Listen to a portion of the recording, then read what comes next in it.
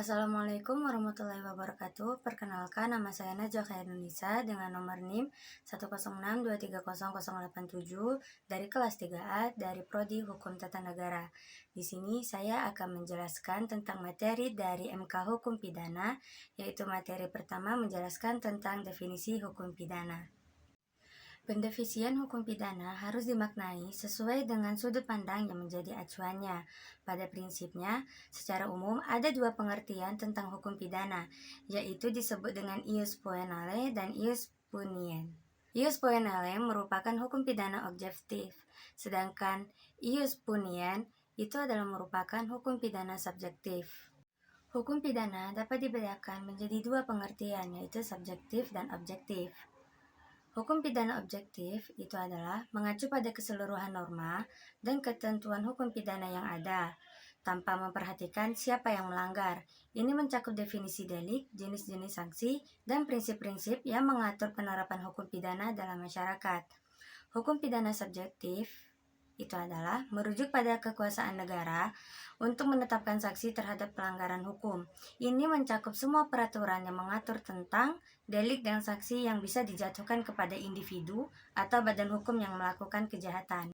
Sumber hukum pidana adalah dasar-dasar yang dijadikan acuan dalam pembentukan dan penerapan hukum pidana. Berikut ini adalah beberapa penjelasannya. Yang pertama, itu ada undang-undang. Sumber utama hukum pidana, contohnya adalah Kitab Undang-Undang Hukum Pidana atau KUHP yang mengatur berbagai tindak pidana dan sanksinya. Dan yang kedua, kebiasaan. Praktik yang diakui dan diterima dalam masyarakat meskipun tidak tertulis. Kebiasaan dapat menjadi sumber hukum jika diakui oleh undang-undang. Dan yang ketiga adalah jurisprudensi, keputusan pengadilan yang dijadikan acuan dalam kasus-kasus serupa di masa mendatang. Jurisprudensi berperan penting dalam penafsiran hukum.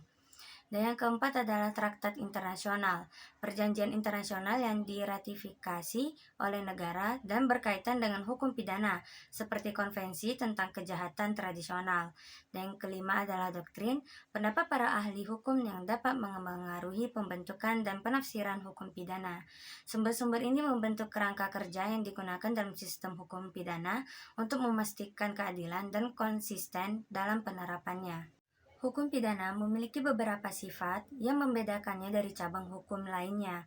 Berikut penjelasan mengenai sifat-sifat tersebut. Yang pertama adalah umum, berlaku untuk semua orang tanpa pengecualian. Setiap individu yang melanggar hukum pidana akan dikenakan sanksi sesuai dengan undang-undang. Dan yang kedua adalah memaksa, harus diikuti dan tidak bisa diabaikan. Pelanggaran terhadap hukum pidana akan mengakibatkan penegakan hukum melalui sanksi yang tegas. Yang ketiga adalah publik, bertujuan untuk melindungi kepentingan umum dan ketertiban masyarakat, bukan sekedar kepentingan individu. Dan yang keempat, menghukum atau retributif, bersifat menghukum pelaku tindak pidana untuk memberikan efek jerah dan menegakkan keadilan. Dan yang kelima adalah preventif, berfungsi mencegah terjadinya tindak pidana dengan memberikan ancaman hukuman yang jelas. Yang keenam adalah konkret, mengatur perbuatan yang jelas dan spesifik yang dianggap sebagai tindak pidana serta menetapkan sanksi yang pasti. Sifat-sifat ini menjadikan hukum pidana sebagai instrumen penting dalam menjaga ketertiban dan keadilan dalam masyarakat. Hukum pidana dibagi menjadi beberapa kategori utama yang membantu dalam pengaturan dan penerapannya. Yang pertama, hukum pidana material, mengatur tentang perbuatan-perbuatan yang termasuk tindak pidana dan sanksi yang dikenakan. Contohnya adalah pembunuhan, pencurian, dan penipuan.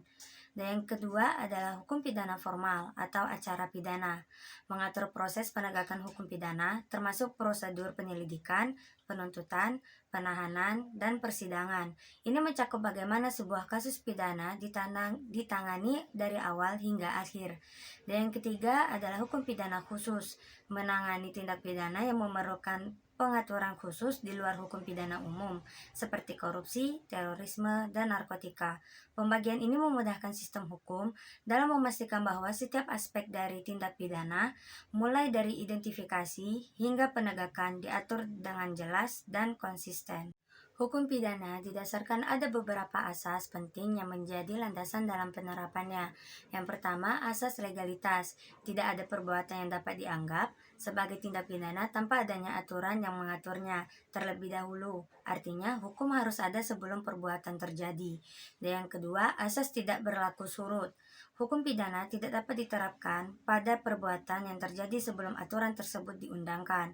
Yang ketiga, asas kesalahan. Seseorang hanya dapat dihukum jika terdapat unsur kesalahan pada perbuatannya, kesengajaan atau kelalaian harus terbukti. Yang keempat, asas proporsionalitas. Hukuman harus seimbang dengan tingkat keseriusan tindak pidana yang dilakukan. Dan yang kelima, asas praduga tak bersalah. Setiap orang dianggap tidak bersalah sampai terbukti sebaliknya melalui proses peradilan yang adil. Dan yang keenam, asas non bis in idem. Seseorang tidak boleh diadili dua kali untuk perbuatan yang sama setelah ada putusan hukum yang tetap.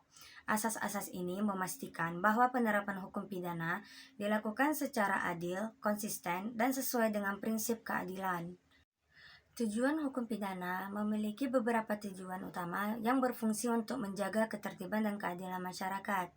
Yang pertama ada preventif, yang kedua rehabilitatif, yang ketiga retributif, yang keempat restoratif, dan yang kelima protektif.